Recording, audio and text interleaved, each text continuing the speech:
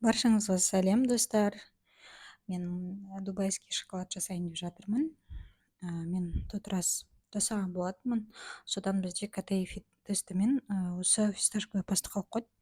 Шоколад ауыспай қалған болатын. Бүгін шоколад осындай обычный магазиннің шоколадын пайдаланып жасайын деп жатырмын.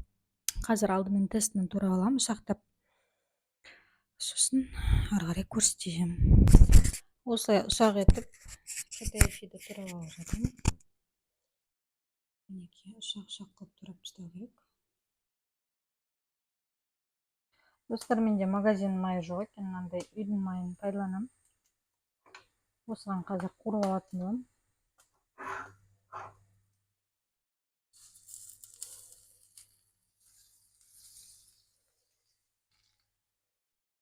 Осы майға салып қуырамыз.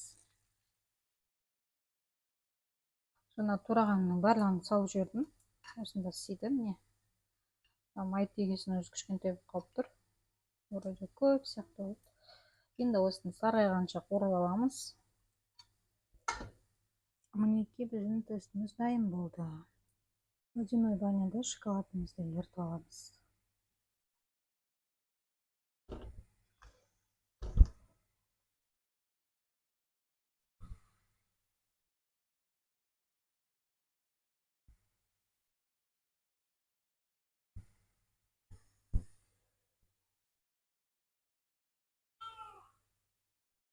Достар, мынандай посуда пластик посудаға істейін деп жатырмын.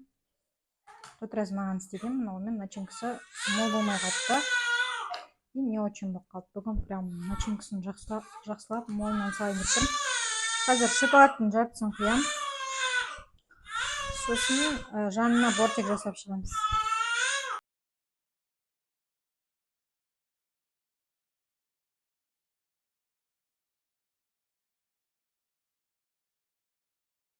Фисташковый пастамызды құйып араластырамыз.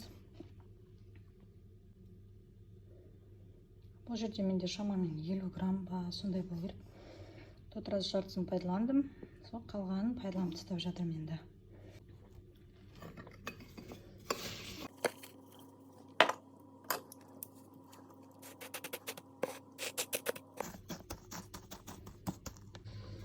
Қалған шоколадты құямыз үстіне.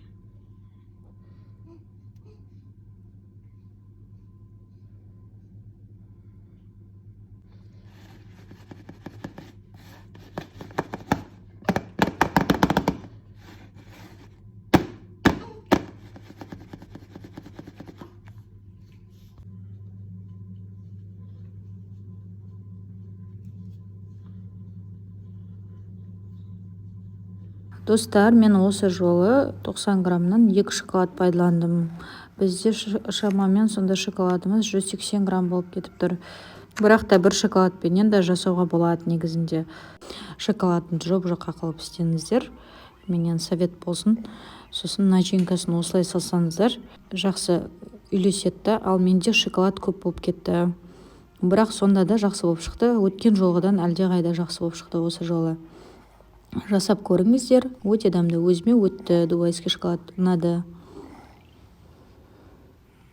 Әзірге сау болыңыздар. Каналыма жазылып, лайк басып, мені қолдап кетіңіздер. Сіздермен бірге болған менің нұрайым. Алда әлі де күшті видеолармен бөлісетін боламын. Әзірге сау болыңыздар.